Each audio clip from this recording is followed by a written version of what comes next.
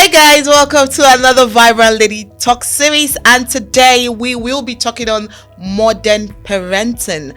What was your foundation like? What was your father like? Was your mother a strict disciplinarian? Well, today I have a Gen Z parent. Well, I decided to tag him as a Gen Z parent today because of some of the things I've seen him do.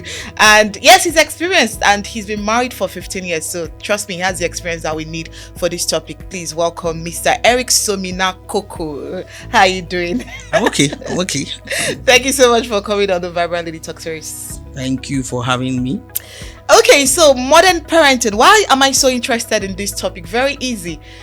Mr. Eric doesn't believe in all of the, formal ways that we all, the kind of training we had. For example, he likes his son's hair made. His son is about 10 years. He likes his son's hair made, right?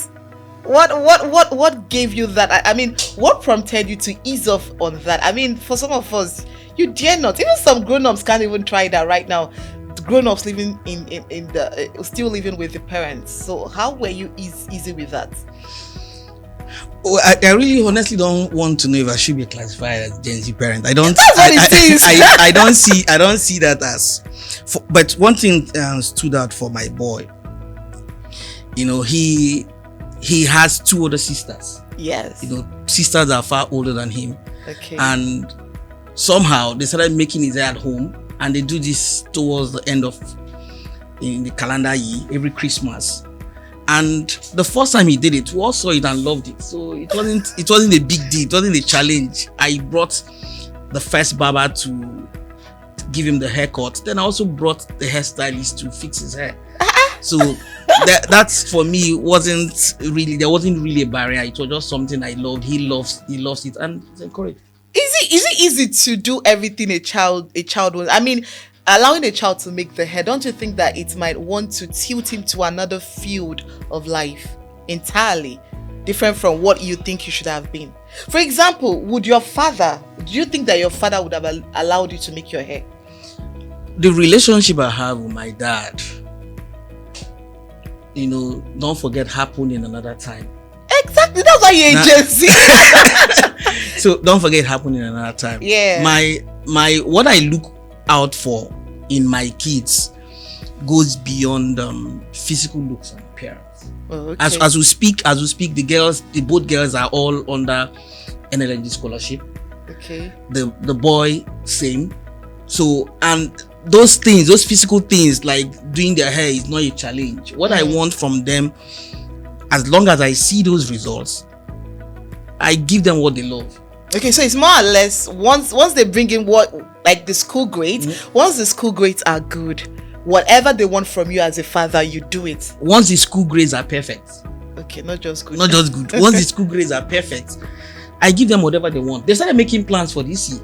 Okay. Right now as we speak, I came back yesterday from work and they gave me bill for the kind of weave they want to use.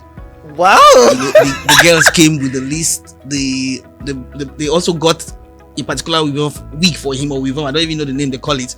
So I have a bill already on my table because they do these things once every year. So and for now, from what is on ground, they deserve it. So why not give it to them? So is it now? Let me understand. Is it whatever you think they deserve, you give them? Because at the end of the day, I also know that your girls are into different ballet schools, and you allow them do that and all of that. So I'm just like, is it whatever they want, you just give it to them because they ask for it, or are you just trying to be different from you're trying to give them a different training than the one you got? I look beyond. I love talent. One. My girls are into ballet because I noticed from the second one, I noticed she has a gift for dance. Oh yeah, and she's amazing. I've seen her dance. Thank you so much. So she started from when she was 6 and now she's 12. So they've been dancing for like 6 years. The two girls. My boy is also into a hip hop class. So he had been dancing now for like 4 years and he's 10. So it's not that I give them everything they want. I make my assessments as well. Okay. There are rules. They abide by the rules strictly. And if they give me results, I've been saying this is the third time I'm going to say it again. They give me the results I want. I give them what they deserve, what they desire.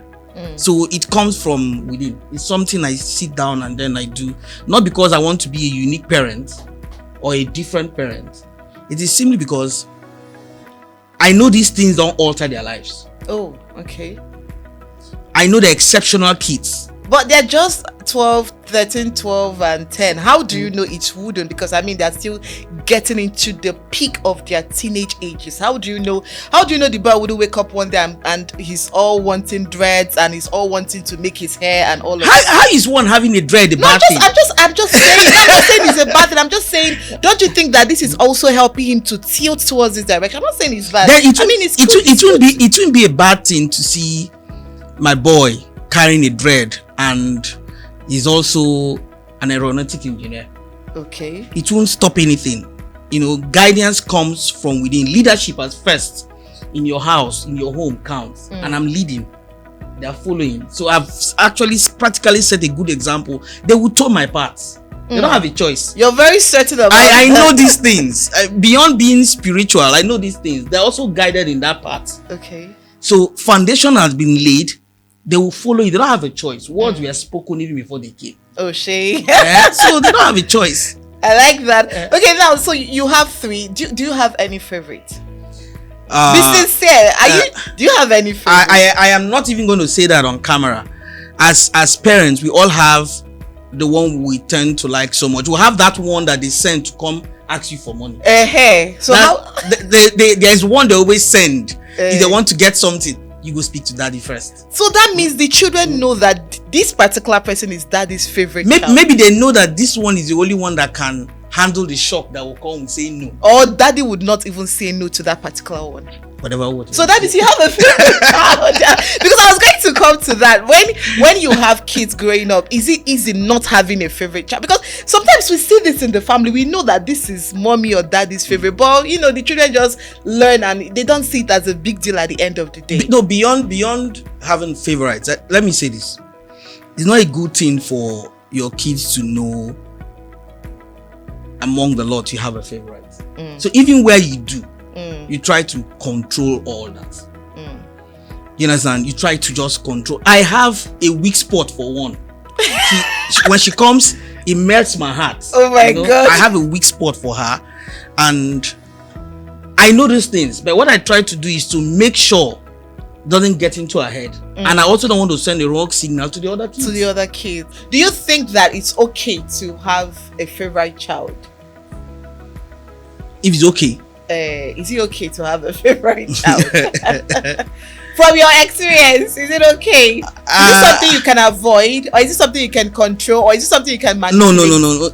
You can't avoid it. You can't avoid that at all. These things come naturally. Okay.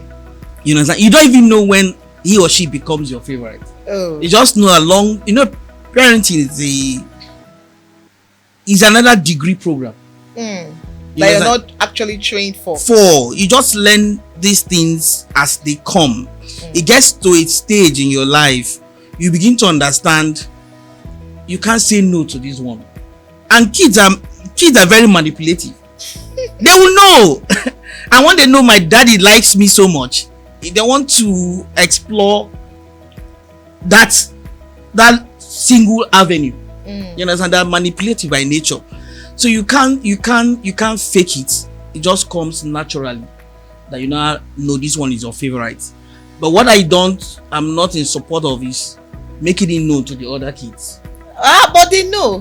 They know. That's why they will always ask your favorite to come to you and ask and make a request on their behalf. So they know. The only thing is they're just trying to, after all, he still likes us regardless. But they know who is your favorite. They do, but you don't need to make it obvious. You know this person is your favorite. You try to minimize the kind of love you show to her in front of the others. You understand? Make sure you love them equally, even if it's just on the face. Okay. Make sure you love them equally. That's the way I see things. You understand? But you cannot change it. You cannot change the dynamics at all. You have this as your favorite. You remain so. These things are natural. But in life generally, when kids are growing up and they see that it seems daddy likes this person more, do you think that it can affect their their esteem? They could have low esteem. As in the other kids? Yes, the other kids. Okay, let me give you a classic example. In my house, I know my first doesn't come straight when she wants something. Okay. She tries to send the second to me. Why would she do that? No, you ask a question, so I'm trying to respond. She doesn't come straight to me. Okay. She tries to send the second because she believes the second can always have an answer. So do you know what I did? I started changing that, because at the point the second was asking something for the first, and I started changing that. So at the point I will not tell her, go and call Deepri for me. She can come speak for herself. Okay. So that started changing, and then the things ordinary I wouldn't have done, when the Deepri comes to ask, I do it, and I make sure she understands that, look, you're my first. You're my first. Well, this is just aside though. There's this general saying that second children, either male or female, are always wider, they're always tougher, they have more confidence than the first. You find where the second daughters are always very sharp, they are the ones that are always outspoken, they are the ones very loud, they are the ones almost in control. Second daughters and even second sons, most second sons are, should we say, I don't want to say wiser, but they just have this confidence that the first doesn't have, and I think that it might just be in the way the foundation that is laid. Let's give a practical example. When children are born, the first is born, there is so much love, there is so much rule set on ground, because she's just the only one. Don't do this, don't do this, don't do this, don't do this. But when the second comes in, that energy is no longer there, and so it just seems like naturally you're just tired, they're just more relaxed because the second one is here. I think, and so many other things, and so it just looks like the first has been given a very strong, tedious, and let's say more disciplined background, and the second has a less stronghold on the child. As parents, most times we expect so much from the first. Yes. So, and you give so much energy. Yes, to the first. So you're not far from the truth. My second girl is she's very audacious, she's very bold. Exactly. So you're not a threat to her at all. She also does not expect to get a no when she wants something. Okay. That's she's nice. She's that kind of person. My kind of girl. So that's how they are wired. They are wired differently, and you must also begin to understand as a parent that kids are wired differently. Yeah. You meet them at their pace. This one may be faster. You meet that person at their pace. Build their confidence and make them understand this is the right way to go about this, and this is actually not the right way to go about this. Okay. So now we are off the favorite and non-favorite. But we know the truth, Sha. We know his daddy's favorite, but no problem. Let's leave that aside. Okay, now let's talk about talent. Mr. Eric Coco supports talent like I've never seen a dad that supports talent this much. I mean, his daughters dance almost every time, and yet they're still doing well at school, and then the boy as well. So I want to ask, with the way you support your children when it comes to extracurricular activities, if they do not want to go in line with the whole professional career courses, would you be disappointed? Because I mean, you're allowing them, you're giving them that free space to display the talent that they have. Would you allow them? This is bogus. To be honest with you, I will be disappointed. Wow. Why? Because their dad, their mom were wired differently. Okay. They have a mom that is a medical physician, a father that is a geologist. So, but what I try to do, I tell them they can marry both. I tell them, what do you want to do? What do you want to be in the next 10 years? So I paint a picture. Their minds are very large. Very large at this stage, yes. So I paint a picture that they embrace. They've already loved the picture that's been painted. So now I know they have passion for dancing. But even the second one recently started, stepping back. Okay. So imagine if she had stopped paying attention to her studies. When you mean stepping back, is it stepping back on the dance passion or on the dance passion? Okay. For the last 3 weeks, she has not attended the class. Why? She just, I'm tired, I don't want to go. So the first one has been the one going to the class. So initially I wanted to be forceful. I wanted to tell her, no, today you must go to the class. But I had to sit her down. I needed to find out if there's a problem in the academy. I needed to know if she had been bullied or something. And I realized nothing. She just wants to focus on her books. So not the books per se. She just told me she's tired. She doesn't feel like dancing. So what if she had dropped studying? So now she's beginning to see that you could run these two things together, because you never can tell when you be tired dancing. Exactly. Exactly. But you can always be an architect, a doctor for life. Yeah. And you can always still dance by the side. And you can dance by the side. Okay. So you can marry both. And they understand this fact. Of course, now they are growing. Now they see the picture of what I've been painting. But then they felt, maybe this guy is stressing, but now they understand. They do understand. For the last how many years, I tried to take my kids every day to bond with them. I take them to their dance class. Oh, wow. Every Saturday to their dance class. Wow. Saturdays that most daddies want to see them. I do that. I go drop them. Maybe the driver now picks them up, but I go drop them. So I bond with them. I communicate with them. I talk with them. And it's just been an amazing ride. Now, the only part I know they have dropped, the first one used to be an expert when it comes to playing the violin. Okay. But they've dropped that. So talent is something I don't joke with. I don't joke with it at all. So I marry it with whatever they're doing with studies. I don't joke with it. Because you just know that, the professional courses may not even do it at the end of the day. It's simple. We're seeing where the world is today. You need to have something extra. Oh, yeah. You need to have something extra. And these are the things you must give to your kids at this stage. It's not just pushing them, telling them to go and read. They need to have things on the side that can also sell them out. So the competition is stiff. Exactly, that's the thing. The competition is very stiff. Very, very. So you don't joke with that. You don't joke with talent. It has to be embedded in whatever they're doing, and then push them. If you see these things, or if you have tutors that see their skills and their talents, you must embrace it and then encourage them. It's important. All right.